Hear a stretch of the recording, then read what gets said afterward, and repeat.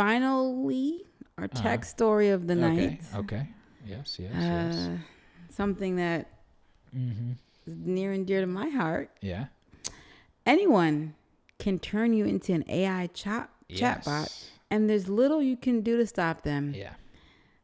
I like how they said little when it's almost there's like nothing. And there's nothing to stop you at all. Yeah. You have to figure out it's been done to you, and then you can have a terms of service violation put on that chatbot and have them taken down. Yeah.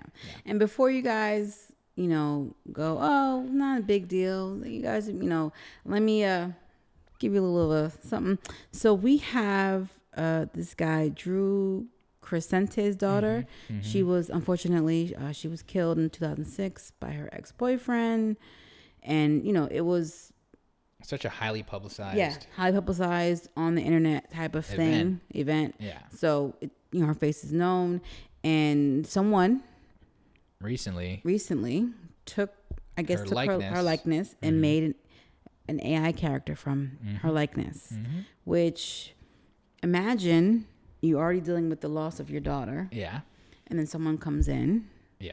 And decides without your permission. Without your permission. No consent. Yeah, no consent to take to take her likeness and do whatever they want with it. Yeah. It's like she's being taken advantage of. Like, he probably already feels helpless the first time around that he couldn't do anything to stop her, the ex-boyfriend. And now here we go again, feeling helpless. Yeah. Now, the good thing is, I think because of his connections with his, with his brother and whatnot, they were able to bring this to their attention of the company, and they removed it. Yeah. But basically, there are tons of people whose likeness has been used without permission that they don't even know about. We're not surprised by, like, Beyonce and things like that. Our fictional characters, Harry Potter, you expect that. And it's a free platform. Yeah. Only takes a few minutes to create an account, sign up. And create a chatbot immediately. Immediately. Yeah. Like, bada bing, bada boom. So the scary part is that a fictional character that has like an IP like Harry Potter, easier to get taken down. Oh my, fictional characters have more rights than actual people. Yeah, because your voice likeness has no legal protection. No legal protection, basically. So someone could sound like you all they want. That's scary. So Section 230 of the 1996 Communications Decency Act has long protected platforms at the federal level from being liable for certain harms to their users, even though various rights to publicity laws and privacy laws exist at the state level. Yeah. So the issue is that technology is moving so fast. Yeah. That technology are laws. Well, the thing is that law also makes it not the social media platform's fault in the event something happens. And it should be sort of a little bit more accountability on the social media platforms part for allowing this stuff to go through. But when you think of the logistics of how much content gets pushed onto these social media platforms, it's almost impossible to stop something from going up for a couple of seconds or a couple of minutes or an hour or two before someone catches it or sees it and screen records it or screen grabs it or downloads it. So it's like how much, like leeway they've given these newsstands to sell any kind of magazine that anyone wants to sell. It's a juggling act. Yeah. And where's the balance? And like you're saying, the technology goes faster than the laws. So it's very scary. And when the lawmakers are, don't know anything about technology, they make let's say you find out about it. There could be bots about us right now. Someone could be having bots. Yeah. I don't like that. But let's say you found out about it, right? Yeah. It generally takes about a week to investigate, if applicable. Yeah. And then remove a character for a terms of service violation. That's if applicable. Yeah. And how long before they start smudging the lines on that? Yeah. You know, how fast will they move? Mm-hmm. They're still a fairly new company. Like, the complaints, we don't know. Yeah. Like, maybe they get inundated. Or how off can a likeness be to be passable but not copyright infringement? Oh, my gosh. Mm-hmm. Yes.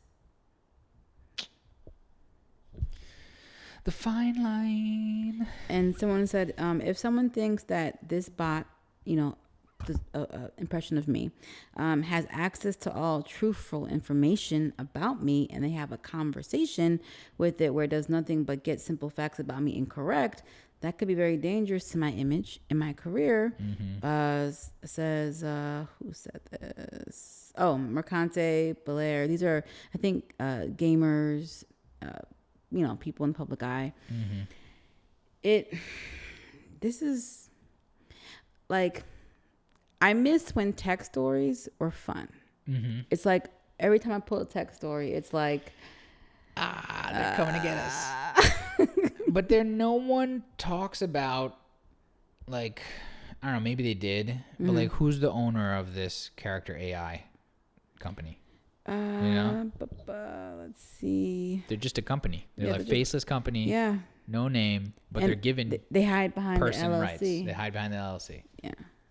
You know, so it's like, I don't know. It's like, even if your intentions are not malicious, mm-hmm. there's potential for harm. Yeah, because someone could get that bot, you know, find it and use it. Mm-hmm. You know, you made it and you weren't going to do anything with it, but someone, you know, person A and is being okay with it and being nice with it, and person B does whatever they want with it. So here's where I say, when Meta mm-hmm. created chatbot versions of celebrities, mm-hmm. In its messaging apps, the company headlined every conversation with a disclaimer. Yeah. So like a chat with like Snoop Dogg, for example, would lead with "You dig." Unfortunately, I'm not Snoop Dogg. Right. Double D. Double G himself. But yeah, I've tried talking to the any style if you like. Excuse me. No, yeah, I've chatted with a couple of the WhatsApp chatbots, and they had a likeness of someone that was Mr. Beast, but it had a different name. You know, his name is Jimmy, but this guy's name is Tommy or Billy or whatever. And then they had Snoop Dogg. He's like the realm, or the realm protector or something like that, and like. They had all these. Paris Hilton was a chatbot. She's like, but it wasn't Paris Hilton. Her name was like, Sarah Shelton or something like that. Tubing and Shelton. To all my Tubing and Shelton fans. And then, but yeah, Snoop Dogg would say he's not Snoop. I do remember. Yeah. That, for sure. But I mean, did Snoop sign off on that? Did Mr. Beast sign off on? Making them, they might have, because it says that for Meta, mm-hmm. the celebrity chatbots are tightly controlled. Right. Okay. So there you go. Yeah. Got it. I think that has, like, it's like right now it is the wild, wild west with technology mm-hmm. and AI. I'm be honest with you guys, it is the wild, wild west, mm-hmm. and it's like companies are like, what does this do? Let's throw some AI in it. Yeah. And it's hit or miss. So it works with some instances mm-hmm. and not others. It's just weird also because they're calling a lot of stuff AI when in reality it's just a large language model that has the ability to take words as your input mm-hmm. and be like, okay, it uses its own logic and be like, all right, they said it this way, blah, blah, blah. And then they're just using your words and then the words that they have to just kind of conform to a conversation they've heard before. Mm-hmm. Isn't that like outside of Terminator and Skynet, I don't even like to consider it artificial intelligence. It's just basically copycat software. Yeah, it's copying. Just copying very fast, and I could find this information fast. And it's like, I've heard these, I've heard a sentence like this, and this is what the sentence came after, and this is what I should tell you. And it's helpful in some instances. If you're trying to find information fast, like you can have AI find a conglomerate of information faster for you, and you can kind of be like, okay, this is what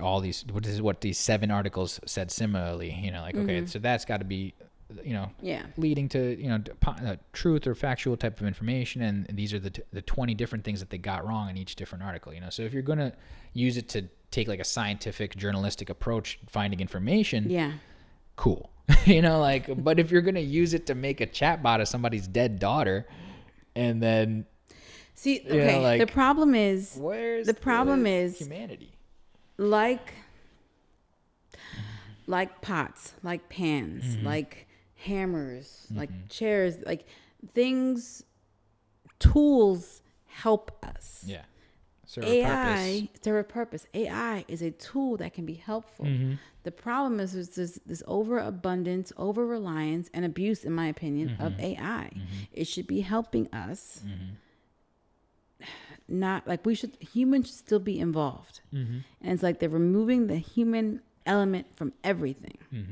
And I don't want to live in a Futurama. Yeah, I don't. I like it in the sense that there's some entertaining stuff happening. Absolutely. And like today I saw babies weightlifting in the gym. You know, like lifting weights, like heavy, and people and everybody around is like videotaping, and like the more you watch it, you're like, oh, this is freaking AI, you know, like, but you're like, damn, you're like, they're getting a lot of shit right here, you know, like the phones are, you know, the phones in the hands are looking, okay, this guy has 2 arms, you know, coming out of here, but like, okay, I didn't notice that at first. Today. You know, like, that's today, you know, and the babies are fucking benching like fucking weights, and they're like, but the bar is like melting into their face as it goes through their face, and you're like, okay, I get that. That's AI, you know. Well, but today like, you can tell, but like, Jesus Christ, tomorrow you can't. And here's the thing, like that's good and bad. Yeah.